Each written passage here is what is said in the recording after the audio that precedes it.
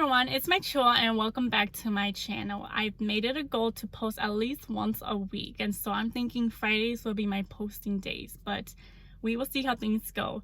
And so for this week's video, I decided to do a book review on a book that I've read just very recently, right? And I actually listened to this on audio instead and finished it yesterday, which was Tuesday. And initially I was going to do a book recommendations video on a different trope, right? But I've decided last minute that I wanted to talk about this book. I do apologize if I'm repeating myself. This is kind of more like informal and more conversational because I don't even have a script for it. So I'm basing it purely on my thoughts and my memory of this book. And so, yeah, this book is called Every Summer After by Carley Fortune. And it's, you know, right off the bat, Friends to Lovers. And so we know I love Friends to Lovers. Obviously, I'm going to pick up this book. And so this book actually just came out, like, I don't know, a few months ago.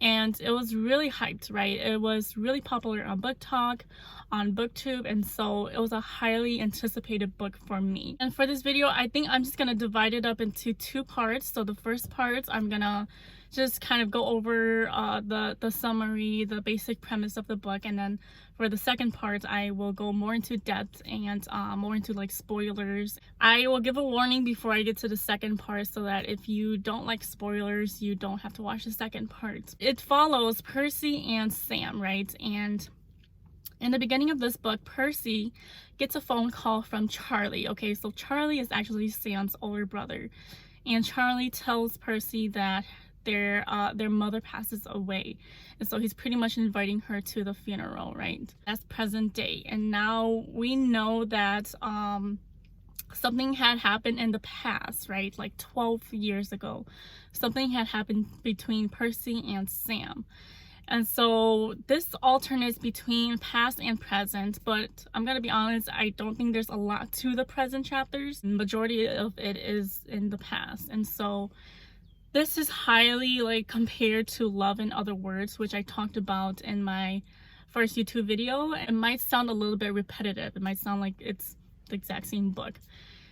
But Percy and Sam, they first meet when Percy and her parents, they actually moved to this lake house, right? And Sam lived next door. Percy and Sam had bonded over I want to say books, but it's not books. Percy and Sam had bonded over movies, right? And they had this unique taste. And so they liked, you know, thrillers and horror movies. And at this time, they were only like 13 or so. They became good friends. It was really cute. They had like these little friendship bracelets. A few years later, when they were in their teens, we find out that they do get together at one point, right? But obviously something happens. Yeah, I don't know. There's not much to the basic premise of the story, but we do know that there's history, okay? And so that's basically my whole point of this. Thinking I'm just gonna jump right into the second half of this book because there's not too much to elaborate on. If that was interesting enough for you, then please do pick up this book. But on to the spoilers. This is your spoiler alert, okay? So if you haven't read the book and you don't like spoilers, then please go read the book first and then come back for the spoilers. But if you don't mind, continue watching on. I'm just going to explain a little bit about the timeline of this. So in the beginning, Percy attends the funeral, right? And she does meet Sam there. There's a connection going on, and she knows that the spark is still there. She knows that he still wants her. She knows that she still wants him. But obviously, because of what happened years before, things are a little bit awkward still. Okay, so past chapters, we know that Percy and Sam have a good relationship, right? And so jumping into their teen years, we know that they have crushes on each other but are too afraid to admit it because they don't know how the other person feels. They don't even go to like the same high school. I think Sam and their family only comes to the lake house during summer. So when they meet again every year, I think that's when they just update each other on whatever they missed out.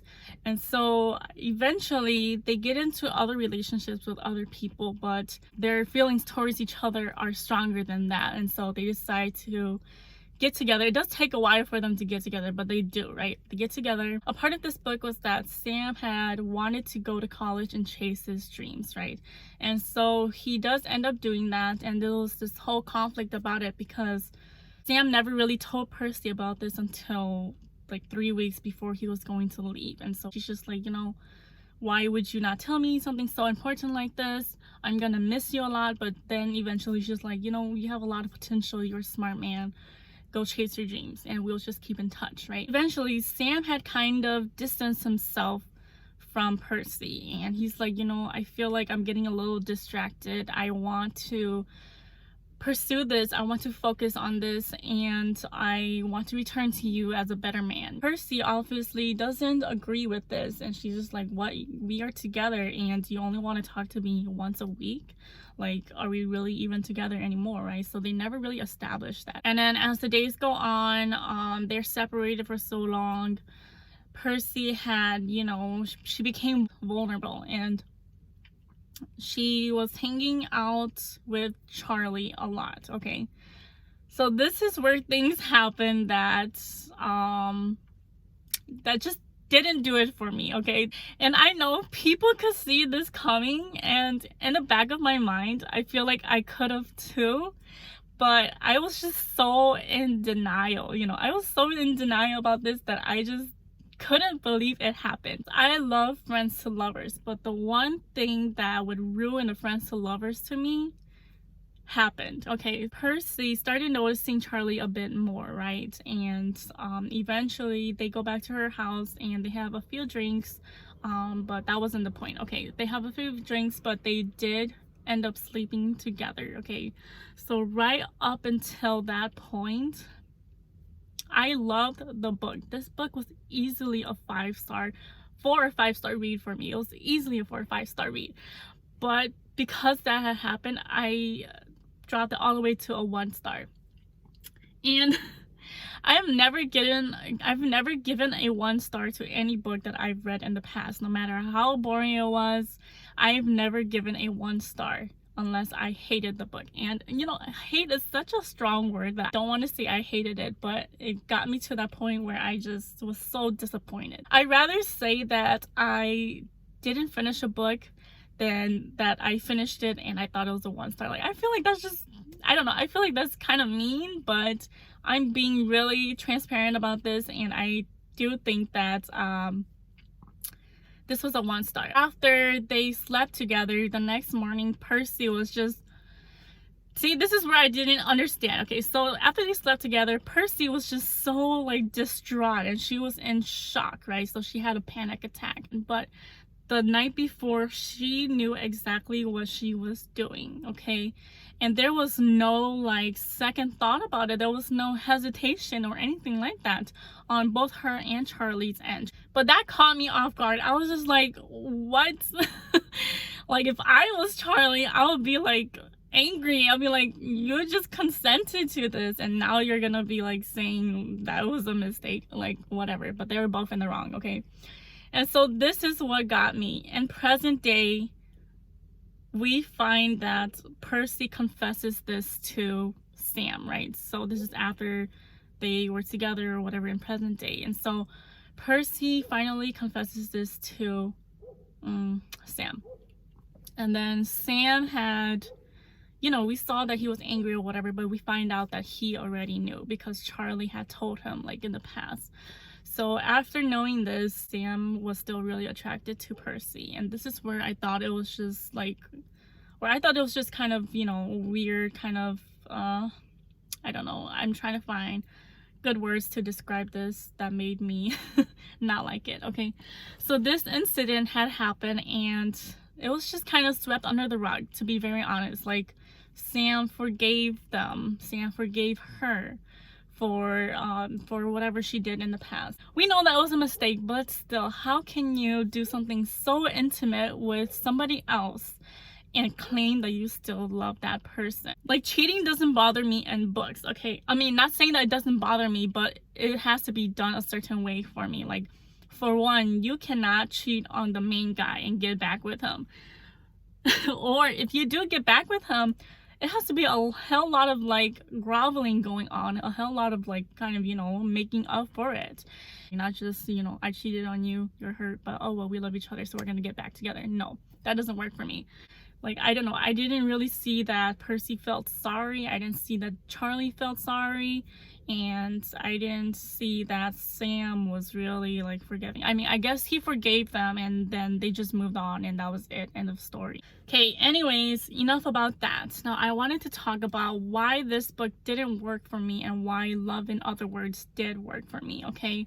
So, spoilers for Love in Other Words too, okay? If you haven't read Love in Other Words, I would advise that you do not watch this part, okay? I'm gonna explain why Love in Other Words worked for me, okay? So very similar. These books, they are like sisters, okay? Maybe even twins, okay?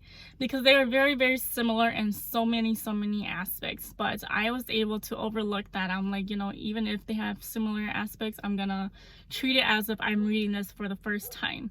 For me, Love in Other Words, we have Elliot and Macy, which I explained, like I said, I explained in my first video. So they had a similar conflict that happened, okay? Something happened in their past as well. And what had happened was Macy caught Elliot sleeping, I want to say. Like, I guess he was with another girl, okay? But when I first read this, there was no doubt in my mind that Elliot was sexually harassed, okay? By this lady friend, okay? So there was no doubt in my mind. Like, I knew right off the bat that that was what it was, and that's what I took it as, okay? So it wasn't cheating to me. It was that he got sexually harassed. And I know there's this whole like controversial discussion about this, that he did cheat or he did not cheat, and I do blame the authors for not making this clear in the book, okay?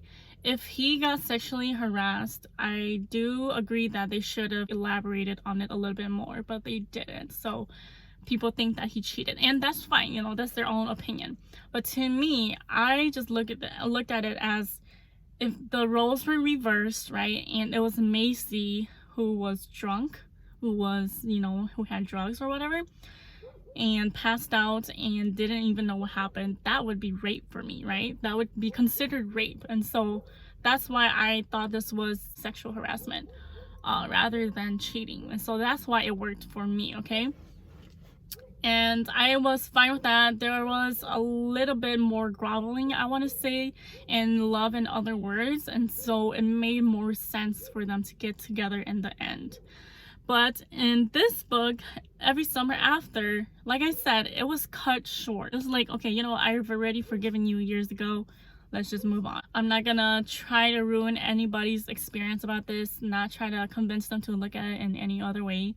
If you enjoyed this book, I'm very glad that you did. It just didn't work out for me the way I wanted it to, okay? I'm gonna leave it at that, and next week is the end of June, so I will be doing a June reading wrap-up for the month, okay?